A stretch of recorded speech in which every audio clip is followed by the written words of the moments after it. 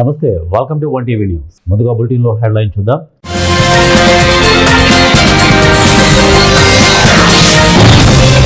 ఎనభై 3 పేజీలతో Telangana vision document 2047 pure rare జోన్లుగా Telangana.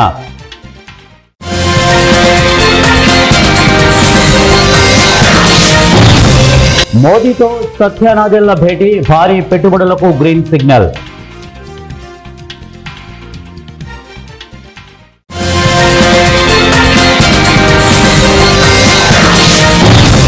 RSS ఎజెండాను ప్రభుత్వం అమలు చేస్తోంది. ఇక ఎస్ఐఆర్ పై చర్చలో రాహుల్. బులెటిన్లో డీటెయిల్స్ చూద్దాం. రాజ్యాంగ వ్యవస్థలను చేతుల్లోకి తీసుకోవడమే రాష్ట్రీయ స్వయం సేవక్ సంఘ్ ఎజెండా అని, ఆ ఎజెండానే ప్రభుత్వం అమలు చేస్తోందని కాంగ్రెస్ ఎంపీ రాహుల్ గాంధీ అన్నారు. ఇక స్పెషల్ ఇంటెన్సివ్ రివిజన్ మంగళవారం నాడు లోక్సభలో జరిగిన చర్చలో రాహుల్ గాంధీ మాట్లాడుతూ ఆర్ఎస్ఎస్ వాదులకు సమానత్వంపై నమ్మకం లేదని, అన్ని వ్యవస్థలపైన ఆధిపత్యం చూపుతున్నారని విమర్శించారు. ఎన్నికల వ్యవస్థను సైతం ఆర్ఎస్ఎస్ తన గుప్పిట్లో ఉంచుకుందని ఆరోపించారు. ఇప్పటికే దేశంలోని విద్యా వ్యవస్థను మార్చేశారని, దేశంలోని వైవిధ్యాన్ని నాశనం చేస్తున్నారని అన్నారు. ఆర్ఎస్ఎస్ వ్యతిరేకులను ప్రభుత్వం టార్గెట్ చేస్తోందని ఆరోపించారు. ప్రజాస్వామ్యాన్ని దెబ్బతీసేందుకే ఈసీని వాడుకుంటున్నారని, క్షేత్రస్థాయిలో ఎన్నికల సంస్కరణలు అమలు కావడం లేదని రాహుల్ ఆరోపించారు. ఈసీ నియామకంలో మోదీ, అమిత్ షాకు ఎందుకంత ఆసక్తి అని ప్రశ్నించారు. ఎన్నికల కమిషనర్లకు మోదీ, అమిత్ షా బహుమతులు ఇస్తున్నారని, సిబిఐ, ఈడీలను ప్రభుత్వం తమ గుప్పిట్లో ఉంచుకుందని ఆరోపణలు గుప్పించారు. కేంద్రం, ఎన్నికల సంఘం కుమ్ముక్కయ్యాయని, తాను నిజాలు మాట్లాడుతుంటే బీజేపీ జీర్ణించుకోలేకపోతుందని అన్నారు. తాను ఏది తప్పుగా మాట్లాడలేదని, పూర్తి ఆధారాలతోనే మాట్లాడుతున్నానని చెప్పారు.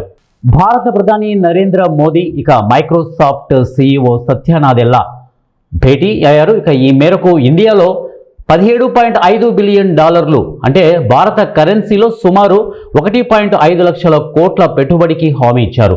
సత్యనాదెళ్ల దేశంలో కృత్రిమ మేధా సామర్థ్యాలను అభివృద్ధి చేయడంలో భాగంగా ఈ ఒప్పందం కుదిరింది. కాగా ఆసియాలో మైక్రోసాఫ్ట్ తరపున ఇదే అతిపెద్ద పెట్టుబడి అని అమెరికా సాఫ్ట్వేర్ దిగ్గజం పేర్కొన్నారు. ఈ మేరకు ఎక్స్ వేదికగా ఓ పోస్ట్ చేశారు ఆయన. తెలంగాణ విజన్ 2047 డాక్యుమెంట్ను రిలీజ్ చేశారు CM Revanth Reddy. Global summit ముగింపు సందర్భంగా తెలంగాణ విజన్ డాక్యుమెంట్ను రిలీజ్ చేసిన రేవంత్, ఇది 4 గోడల మధ్య తయారు చేసిన విజన్ డాక్యుమెంట్ కాదని, 4 లక్షల మంది ప్రజలు ఆన్లైన్లో సూచనలు ఇచ్చారని చెప్పారు.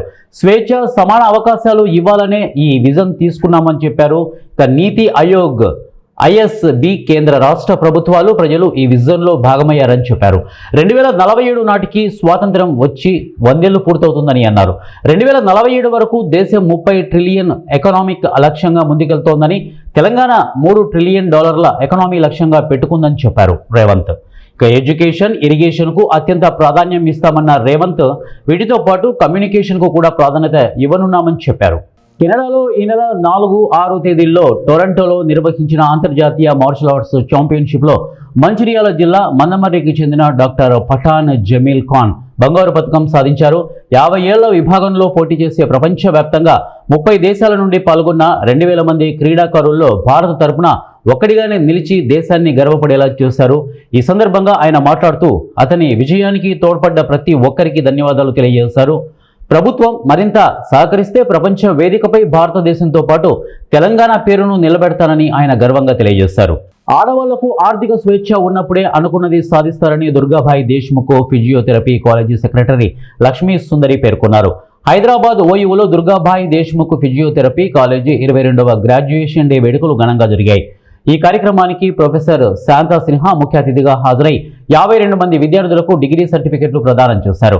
దుర్గాబాయి దేశ్ముఖ్ ఆశయ సాధన దిశగా తాము పనిచేస్తున్నామని ప్రిన్సిపల్ స్రవంతి పేర్కొన్నారు. ఈ సందర్భంగా ఫిజియోథెరపీ స్టూడెంట్స్ ఆటపాటలతో సందడి చేశారు.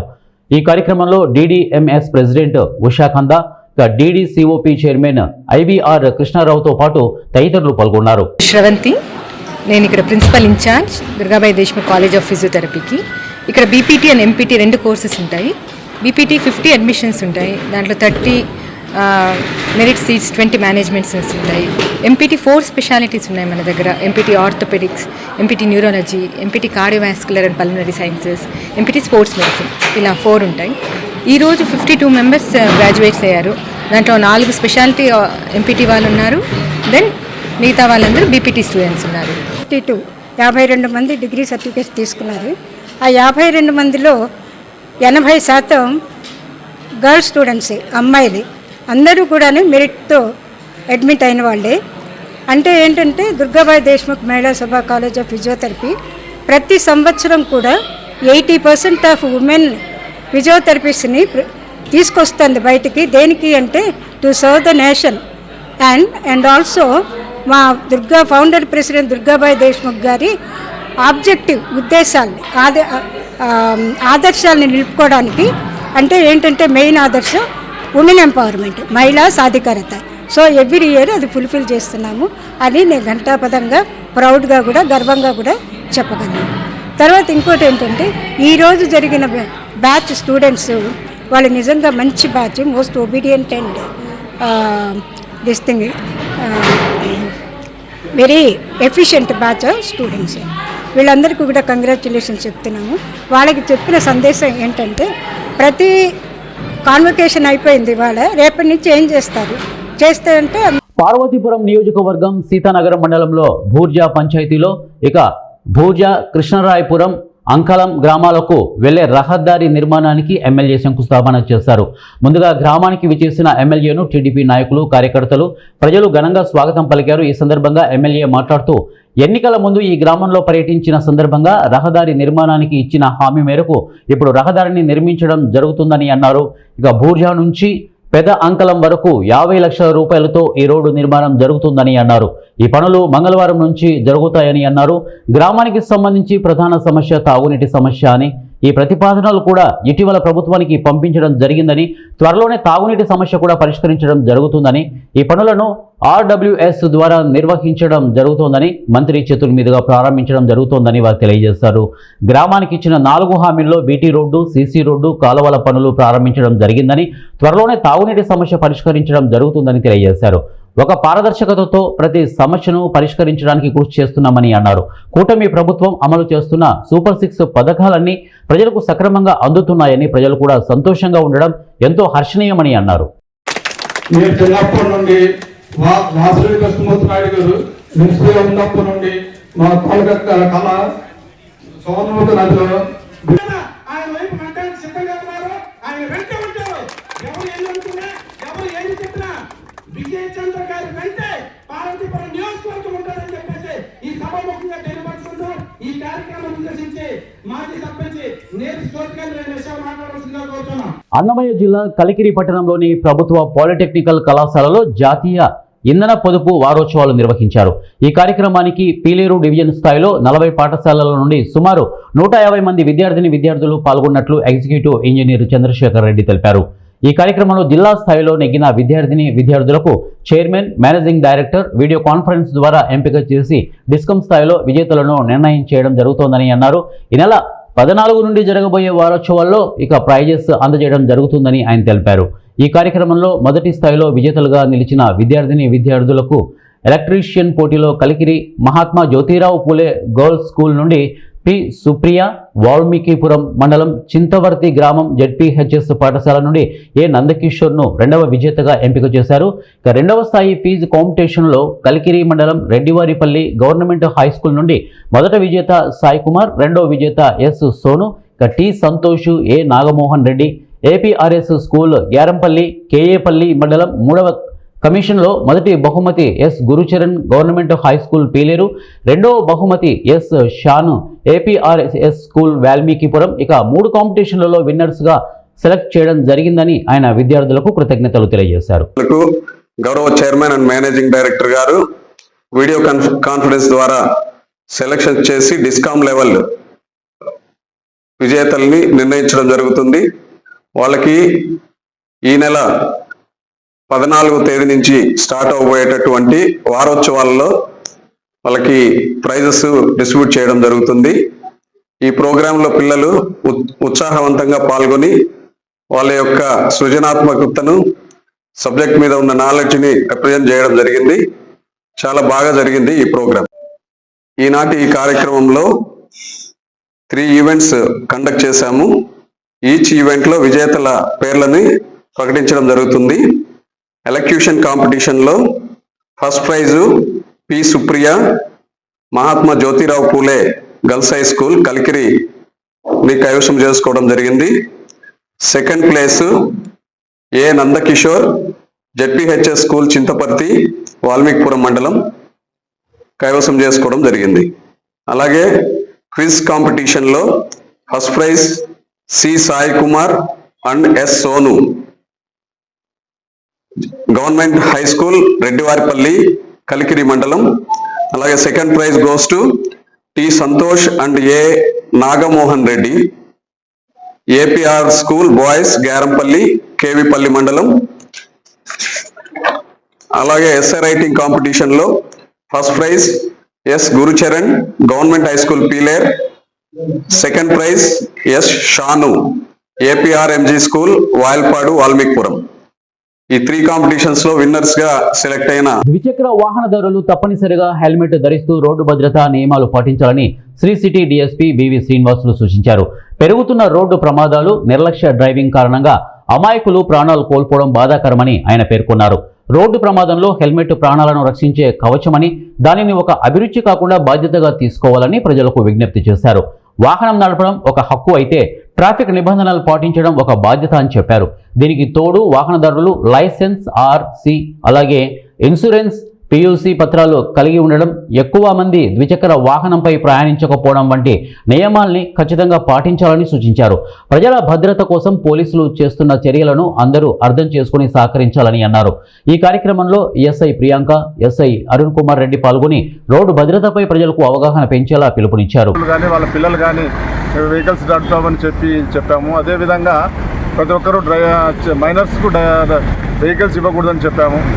సెల్ ఫోన్ డ్రైవింగ్ కానీ, తాగి బండి నడపడం కానీ, ఎవరే కానీ చేయకూడదు కానీ, ఆ విధంగా చేసిన ఎడల చట్టపరమైన చర్యలు తీసుకోవడం జరుగుతుందని చెప్పేసి ప్రతి ఒక్కరికి చెప్పి ఈ అవగాహన సదస్సులు ప్రతి స్కూళ్ళలో, కాలేజీలలో మరియు ఫ్యాక్టరీలలో ఏర్పాటు చేసేసి అందరూ హెల్మెట్ ధరించి వాహనాలు నడిపే విధంగా, అదేవిధంగా తాగి వాహనాలు నడపకుండా ఉండే విధంగా, అదేవిధంగా సెల్ ఫోన్ డ్రైవింగ్ కానీ, ఓవర్ స్పీడ్ కానీ వెహికల్స్ నడపకూడదని ప్రతి ఒక్కరికి అవగాహన సదస్సులు పెట్టేసి ప్రతి ఒక్కరిని జాగృతం చేసే విధంగా ఎస్పీ గారు ఇన్స్ట్రక్షన్స్ ఇచ్చారు. దాని మేరకు ప్రతి విలేజ్లో, ప్రతి ఫ్యాక్టరీలో, ప్రతి ట్రాఫిక్ కూడళ్లలో కూడా ఈ అవగాహన సదస్సులు ఏర్పాటు చేస్తున్నాము. ఎవరే కానీ ఈ అవగాహన సదస్సులో చెప్పిన విధంగా ట్రాఫిక్ రూల్స్కు వ్యతిరేకంగా ప్రవర్తించిన సిఎస్ ప్రమోషన్లలో యూనివర్సిటీకి సంబంధించిన అధ్యాపకులకు తీవ్ర అన్యాయం జరిగిందని మహిళా అధ్యాపకులు ఆవేదన వ్యక్తం చేశారు. తమకు జరిగిన అన్యాయాన్ని నిరసిస్తూ మహిళా అధ్యాపకులు ఉస్మానియా యూనివర్సిటీ కెమిస్ట్రీ విభాగం వద్ద కళ్లకు నల్లగంతలు కట్టుకొని నిరసన వ్యక్తం చేస్తున్నారు.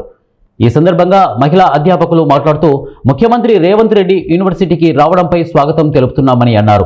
ప్రమోషన్లలో తమకు జరిగిన అన్యాయాన్ని సీఎం దృష్టికి తీసుకువెళ్లాలనే ఉద్దేశంతో నిరసన వ్యక్తం చేశామని అన్నారు.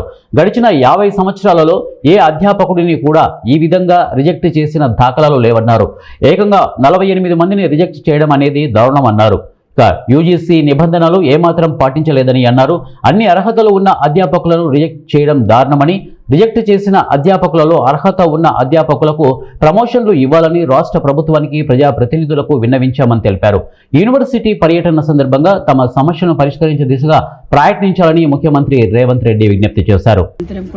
హార్టీ వెల్కమ్ చెప్తున్నాం. మాకెంతో సంతోషకరంగా ఉంది. తెలంగాణ సాధించుకున్న కలలు ఇప్పటికైనా నెరవేరబోతున్నాయని మాకెంతో ఆహ్లాదంగా ఉంది. కానీ టీచింగ్ ఫ్రాటర్నిటీలో కొంతమందికి రీసెంట్గా జరిగిన కెరియర్ అడ్వాన్స్మెంట్ స్కీమ్స్లో ప్రమోషన్స్ని దాదాపు 47 ఫ్యాకల్టీకి చాలా అన్యాయంగా రిజెక్ట్ చేశారు. 2010 రెగ్యులేషన్స్ కానీ 2018 రెగ్యులేషన్స్ మేము అన్ని రూల్స్ మీట్ అవుతున్నాము. మాకు ఏపీఐ స్కోర్ అనేది ఒకటి ఉంటుంది. ఇది ఆటోమేటిక్గా వచ్చే ప్రమోషన్స్. ఏ యూనివర్సిటీస్లో కూడా ఇలాగ రిజెక్ట్ కాలేదు. ఎస్పెషలీ తెలంగాణలో యూనివర్సిటీస్లో ఇంప్లిమెంట్ చేయని రూల్స్ ఇక్కడ ఉస్మానియా యూనివర్సిటీలో రీసెంట్గా ఇక్కడ ఇంప్లిమెంట్ చేసి అన్యాయంగా మాకు జరిగిన దాన్ని మేము సీఎం దృష్టికి రిక్వెస్ట్ చేస్తున్నాము. Our humble request, sincere request. మా సంతోషాన్ని మీరు కొంచెము మా యొక్క రిక్వెస్ట్ని విని దీన్ని ఒక రివ్యూ చేసి మాకు రావాల్సిన ప్రమోషన్స్ని మీరు లుక్ ఇంటూ చేయాలని. కొంత నిరాదరణకి గురి అయింది. ఇప్పుడు గౌరవ ముఖ్యమంత్రి గారు మాకు వరాలు ఇస్తున్నందుకు ఆ వరాలు ఇచ్చిన ముఖ్యమంత్రి గారికి మేము మా అధ్యాపకుల తరపున వినతి తెలియజేయాలని అనుకుంటున్నాము. అది కూడా మీడియా ద్వారా. ఎందుకు అనగా మీకు మీ అందరికీ కూడా తెలిసిన విషయమే, ఒక 70 రోజుల నుంచి సిఐఎస్ ప్రమోషన్లో జరిగిన అన్యాయం గురించి జరిగిన అధ్యాపకులం అందరము కూడా గవర్నమెంట్లో ఉన్న ప్రతినిధులను కలుస్తూ మా అభ్యర్థనను తెలియజేస్తూనే ఉన్నాము. మా సిఐఎస్ ప్రమోషన్స్లో యూజీసీ రెగ్యులేషన్స్ 2010, 2018 రెగ్యులేషన్స్ పాటించకపోవడం వల్ల మాకు ప్రమోషన్ రాలేదు. కావున ముఖ్యమంత్రి గారు ఈ ఉస్మానియా యూనివర్సిటీని సందర్శిస్తున్న సందర్భంగా ఈ తెలంగాణ ఆడపడుచులు 18 మంది ఈ సిఏఎస్ ప్రమోషన్లో రిజెక్ట్ అయ్యారు. ఈ 18 మంది అందరం కూడా కలిసి ముఖ్యమంత్రికి ఒక వినతి ఏం తెలియజేస్తున్నాము అంటే, తెలంగాణ ఆడపడుచుల వినతిలాగా ఈ రెగ్యులేషన్స్ను పాటించి సో మేము 70 డేస్ నుండి మేము కంటిన్యూస్గా లంచ్ టైంలో రిప్రజెంటేషన్ ఇస్తున్నాము, ప్రొటెస్ట్ రూపంలో రిప్రజెంటేషన్ ఇస్తున్నాము. అండ్ గవర్నమెంట్లో కూడా అందరి ప్రతినిధులను మేము కలవటము, మా రిప్రజెంటేషన్ ఇవ్వటం అనేది జరుగుతుంది. మేమందరం కూడా రిజిస్ట్రార్ సార్కి ఇండివిజువల్గా మాకు ఇంకా ప్రమోషన్ రాలేదు, మా తోటి వాళ్ళందరికీ వచ్చింది అని రీజన్స్ కూడా అడగడం జరిగింది. దేనికి కూడా మాకు రెస్పాన్స్ రాలేదు అఫీషియల్స్ నుండి. సో రేపు సీఎం గారు వస్తున్నందుకు we are very very happy that after getting our Telangana, first time CM is proudly visiting our university. దీంట్లో మాకు మాత్రం డెఫినెట్గా మా సమస్యను కూడా పట్టించుకొని మాకు ఒక దారి చూపిస్తారు అని ఆశాభావంలో మేమందరం ఉన్నాము. సో ఫస్ట్ ఆఫ్ ఆల్ రావటము మాకు మెడికల్ కాలేజీల ప్రైవేటీకరణకు వ్యతిరేకంగా విజయనగరం నియోజకవర్గంలో 54,000 మంది సంతకాలు సేకరణ చేసినట్లు కొలగట్ల వీరభద్రస్వామి తెలిపారు.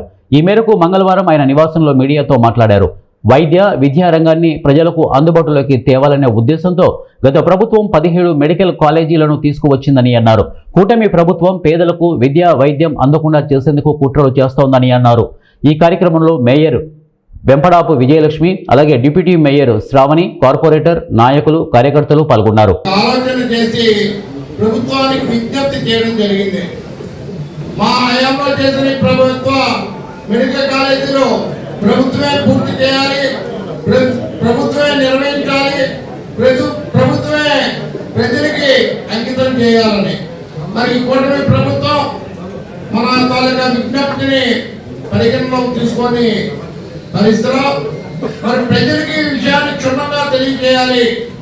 ప్రజల మనోభావాల్ని మరి కేంద్ర ప్రభుత్వానికి గవర్నర్ గారి ద్వారా తెలియజేయాలంటే ఏ విధంగా చేయాలన్న ఆలోచన చేసి 1 కోటి సంతకాలని రాష్ట్ర ప్రజల నుంచి సేకరించి విషయాన్ని వాళ్ళు క్షుణ్ణంగా తెలియజేసి వారి యొక్క మద్దతుని మనం తీసుకోవాలన్న ఆలోచనతో ఈ రాష్ట్రంలో కోటి సంతకాల ఉద్యమం ప్రారంభించి మరి అందులో భాగంగా విజయనగరం జిల్లా కానీ జిల్లాలో భాగంగా విజయనగరం నియోజకవర్గంలో ఏ ప్రజల దగ్గరికి వెళ్ళినా, ఏ ఇంటికి వెళ్ళినా, ఏ సెంటర్లో కూర్చొని ఉన్నా స్వచ్ఛందంగా సంతకాలు చేసి ఈ కూటమి ప్రభుత్వం చేస్తున్న ఈ కార్యక్రమాన్ని వ్యతిరేకించవలసిన బాధ్యత మనందరి మీద ఉంది.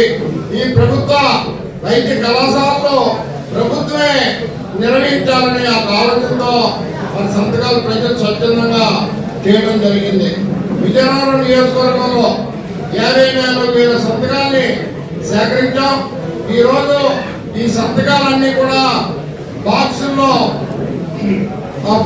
నింపి దాన్ని రేపటి రోజున జిల్లా పార్టీకి అప్పచెప్పడం జరుగుతుంది. రేపు ఉదయం 11 గంటలకి ఎస్పీఏఆర్ దామోదర్ మొబైల్ ట్రాకింగ్ కు పోలీసు సేవలను మరింత సులభతరం చేశారు. జిల్లాలో వివిధ ప్రాంతాల్లో పోగొట్టుకున్న మొబైల్స్ సైబర్ సెల్ పోలీసులు గత కొద్ది రోజుల్లో ట్రాప్ చేసిన సుమారు 26,78,792 విలువైన 163 మొబైల్స్ను తిరిగి బాధితులకు డిసెంబర్ 9న అందజేశామని జిల్లా పోలీసు కార్యాలయంలో నిర్వహించిన మీడియా సమావేశంలో విజయనగరం జిల్లా ఎస్పీ ఏఆర్ దామోదర్ తెలిపారు. ఈ సందర్భంగా జిల్లా ఎస్పీ ఏఆర్ దామోదర్ మాట్లాడుతూ వివిధ ప్రాంతాల్లో మొబైల్స్ను పోగొట్టుకున్న బాధితులు ఇకపై విజయనగరం పట్టణంలోని సైబర్ సెల్ కార్యాలయానికి రావాల్సిన అవసరం లేదని, తమకు దగ్గరలోని పోలీసు స్టేషన్స్ను సంప్రదించి మొబైల్ పోయినట్లు లేదా మిస్ అయినట్లుగా ఫిర్యాదు చేయవచ్చని చెప్పారు. జిల్లాలో బాధితులు పోగొట్టుకున్న మొబైల్ ఫోన్లను ట్రాక్ చేసేందుకు ప్రత్యేకంగా మిస్సింగ్ మొబైల్ ట్రాకింగ్ సిస్టమ్ను ఏర్పాటు చేశామని అన్నారు. ఈ విధానంతో మొబైల్ పోగొట్టుకున్న వ్యక్తులు విజయనగరం పట్టణంలోని సైబర్ సెల్ కార్యాలయానికి రావాల్సిన అవసరం లేదని వారు తెలియజేశారు. మొబైల్ పోగొట్టుకున్న వ్యక్తులు తమకు దగ్గరలోని పోలీస్ స్టేషన్ను సంప్రదించి పోగొట్టుకున్న మొబైల్స్ వివరాలను అందించినట్లయితే వారు సదరు ఫిర్యాదును మిస్సింగ్ మొబైల్ ట్రాకింగ్ సిస్టమ్ ద్వారా పోయిన మొబైల్ ట్రాక్ చేసేందుకు చర్యలు చేపడతామని జిల్లా ఎస్పీ ఏఆర్ దామోదర్ అన్నారు. రాబోయే రోజుల్లో కూడా ఎవరైనా ఫోన్ మిస్ అయినా, దొంగతనం జరిగినా మనకు పోలీస్ స్టేషన్లో ఒక చిన్న కంప్లైంట్ ఇచ్చి ఒక చిన్న రిసిప్ట్ ఇస్తారు. ఈ రిసిప్ట్ ద్వారా ఆన్లైన్లో గూగుల్ క్రోమ్లో మనము సిఐఆర్ పోర్టల్ మన దగ్గర ఓపెన్ చేస్తాం. వాళ్ళకి తెలియనప్పుడు ఓపెన్ చేసి అది కొంత IMEI నెంబర్లు అన్నీ అడుగుతుంది. అడిగినప్పుడు మనం ఫీడ్ చేస్తే దాన్ని ఇమ్మీడియట్లీ మనకి ఎక్కడన్నా వాడుకోవడం అంటే ఫోన్ మనకు తెలుస్తుంది. సో పబ్లిక్కి మనం ఇప్పటి వరకు దాదాపు ఒక 2 years నుంచి ఈ సైబర్ క్రైమ్ వింగ్ ఓపెన్ చేసినప్పటి నుంచి దాదాపు 3,463 మొబైల్స్ రికవర్ చేసి పబ్లిక్ ఇవ్వడం జరిగింది. దీని వర్త్ దాదాపు 6.26 crores 6 lakhs వర్త్ ఉన్నటువంటి సెల్ ఫోన్ని ప్రజలకు మనం ఇవ్వడం జరిగింది. సో ఆ కస్టమర్స్ అంటే దీంట్లో చాలా మంది బయట వాళ్ళు కూడా ఉన్నారు, ఇక్కడ లోకల్ వాళ్ళు ఉన్నారు. వీళ్ళందరూ కూడా IMEI నెంబర్లు, వాళ్ళ డేటా అన్ని కూడా ఆధార్ కార్డులు అన్ని తీసుకొని కూడా ఇవన్నీ కూడా వాళ్ళకి డిస్ట్రిబ్యూట్ చేయడం జరుగుతుంది. ఈ టీంలో శోభన్ అండ్ ఇన్స్పెక్టర్ శోభన్ బాబు వాళ్ళ టీం అంతా కూడా సైబర్ క్రైమ్ టీం అంతా కూడా దీంట్లో కష్టపడి అందరూ చేశారు. వాళ్ళందరూ కూడా మంచి రివార్డులు ఇవ్వడం జరుగుతుంది. సో ఎవరన్నా ఫోన్ మిస్ అయినా, దొంగతనం అయినా CEIR అనే పోర్టల్ ద్వారా మీరు అప్లై చేసుకుంటే అది ఎవరన్నా వాడుతుంటే మనకు డేటా వస్తుంది. దాన్ని మనం రికవర్ చేసి పబ్లిక్ మళ్ళీ వాళ్ళకి మనం చేర్చగలుగుతాం. Thank you sir. ఇప్పుడు ఇన్ని మొబైల్స్ చేసిన తర్వాత కూరగాయల మార్కెట్ల దగ్గర అలాగే ఇక్కడ బండ్లు పెట్టినప్పుడు ఈ దొంగలు కొట్టేసి అమ్మేస్తుంటారు ఫోన్లు అన్నోన్ పర్సన్స్కి. ఈ దొంగలు ఏం చేస్తారంటే ఈ ఎవరు వాడేవి కాదు, ఒక ఫోన్ వాడుకుంటారు. కొంతమంది బయట వాళ్ళకి అమ్మేస్తుంటారు 1,000 రూపీస్, 2,000, 3,000. ఇన్నోసెంట్ పీపుల్ కొనుక్కుంటారు. మన దగ్గర దొంగతనం జరిగిన తర్వాత హైదరాబాద్ మార్కెట్లోనూ ఎక్కడో ఇలాంటి ప్లేసెస్లో లేదంటే రూరల్ ఏరియాలో అమ్మేస్తారు. మనం ఐడెంటిఫై చేసి వాళ్ళకి చెప్తాము. విజయనగరం పట్టణం 28వ డివిజన్కు చెందిన వైసీపీ నాయకులు, వార్డు మాజీ అధ్యక్షులు పాకలపాటి వేణురాజు, అలాగే బలివాడ ఆదినారాయణ, ఇట్లా రమేష్తో పాటు సుమారు 100 కుటుంబాలు వారు ఈరోజు పార్టీ కార్యాలయంలో అశోక్ బంగ్లాలో శాసనసభ్యురాలు పూసపాటి అదితి విజయలక్ష్మి గజపతిరాజు సమక్షంలో తెలుగుదేశం పార్టీలో చేరారు. ఈ సందర్భంగా వారికి పార్టీ కండువా వేసి పార్టీలోకి సాదరంగా ఆహ్వానించారు.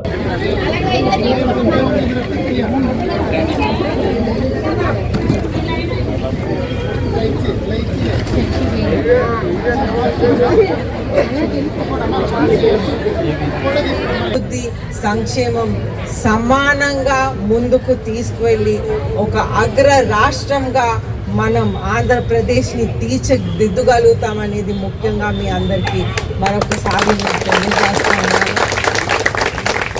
అయితే మీరందరూ సపోర్ట్ చేస్తూ ఒక అగ్ర రాష్ట్రంగా మన రాష్ట్రంని మీరు తీసుకురావాలని కోరుకుంటూ అందరూ కూడా ఈరోజు మీరు జాయిన్ అయినందుకు చాలా సంతోషం పడుతూ మళ్ళీ జై ఎన్టీఆర్, జై చంద్రబాబు నాయుడు గారు, జై జై లోకేష్ గారు అని తెలియజేస్తారు. తిరుమల శ్రీవారి పరకామణి చోరీ కేసులో లోకు అదాలత్ ద్వారా కుదిరిన రాజీ వ్యవహారంపై ఆంధ్రప్రదేశ్ హైకోర్టులో విచారణ కొనసాగుతోంది. ఈ కేసును దర్యాప్తు చేస్తున్న CID ఈరోజు హైకోర్టుకు అదనపు నివేదికను షీల్డ్ కవర్లో సమర్పించింది. ప్రధాన న్యాయమూర్తి నేతృత్వంలోని ధర్మాసనం ఈ కేసును విచారిస్తోంది. CID సమర్పించిన నివేదికకు చెందిన మరో 2 సెట్లను రిజిస్ట్రార్కు సీల్డ్ కవర్లో ఇవ్వాలని ఆదేశించింది. ఈ నివేదికలను పరిశీలన నిమిత్తం తమ ముందు ఉంచాలని రిజిస్ట్రీకి సూచించింది. లోక్ అదాలత్ అవార్డు చట్టబద్ధతపైనే ప్రధానంగా దృష్టి సారించిన న్యాయస్థానం ఇక నివేదికను పరిశీలించాక తగిన ఉత్తర్వులు జారీ చేస్తామని స్పష్టం చేసింది. తదుపరి విచారణను బుధవారానికి వాయిదా వేసింది. గత ఏడాది ఏప్రిల్లో టీటీడీ మాజీ ఉద్యోగి రవికుమార్ సుమారు $900 విదేశీ కరెన్సీ చోరీ చేస్తూ పట్టుబడ్డారు. అయితే 2023 సెప్టెంబర్లో ఈ కేసు అనూహ్యంగా లోక్ అదాలత్లో రాజీకి వచ్చింది. ఈ రాజీలో భాగంగా నిందితుడు రవికుమార్ 14 కోట్ల విలువైన 7 ఆస్తులను టీటీడీకి విరాళంగా ఇచ్చారని ఆరోపణలు వెల్లువెత్తాయి. ఈ రాజీని సవాల్ చేస్తూ హైకోర్టులో పిటిషన్ దాఖలు కావడంతో న్యాయస్థానం సిఐడి ఇక ఏసీబీ దర్యాప్తునకు ఆదేశించింది. మరోవైపు ఈ కేసులో తొలుత ఫిర్యాదు చేసిన అప్పటి ఏవీఎస్ఓ సతీష్ కుమార్ అనుమానాస్పద స్థితిలో మరణించడం అలాగే కేసు తీవ్రతను మరింత పెంచింది. తిరుపతి జిల్లా చంద్రగిరి నియోజకవర్గం పాకాల మండలం కె వడ్డేపల్లి పంచాయతీలోని రైతు సేవా కేంద్రంలో యూరియాను లబ్ధిదారులకు ఇవ్వకుండా పక్కదారి పట్టిస్తున్న ఓ పేపర్లో వార్త ప్రచురణపై చంద్రగిరి ఎమ్మెల్యే పులిపర్తి నాని ఆదేశాల మేరకు Pakala agriculture market committee chairman Sudhakar స్థానిక తెలుగుదేశం పార్టీ నాయకులతో కలిసి రైతు సేవా కేంద్రాన్ని మంగళవారం సందర్శించారు. రైతు సేవా కేంద్రాన్ని సందర్శించి రైతులకు సరఫరా చేస్తున్న యూరియాపై సిబ్బందిని అడిగి వివరాలు తెలుసుకున్నారు.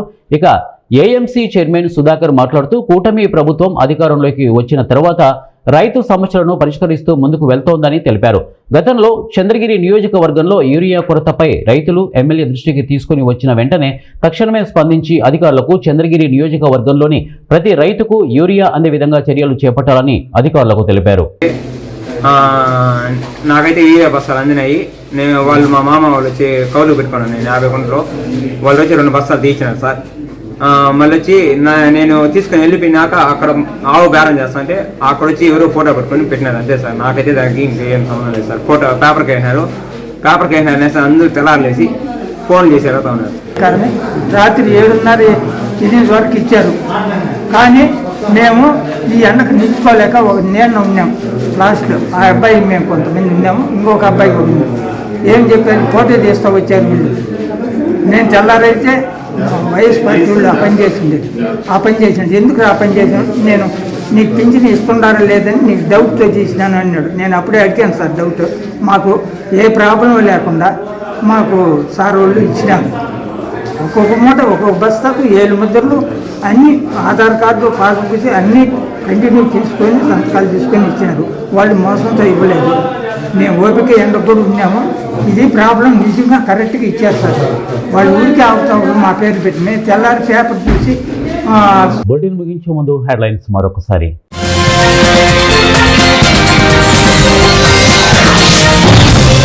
ఎనభై 3 పేజీలతో Telangana vision document 2047 pure rare జోన్లుగా Telangana.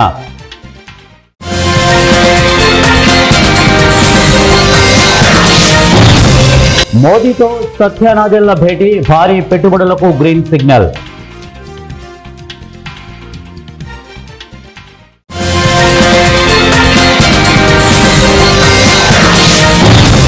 RSS ఎజెండాను ప్రభుత్వం అమలు చేస్తోంది. ఇక ఎస్ఐఆర్ పై చర్చలో రాహుల్. ఇవే బులెటిన్ అప్డేట్స్. నెక్స్ట్ బులెటిన్ లో కలుద్దాం. Until then keep watching 1 TV news.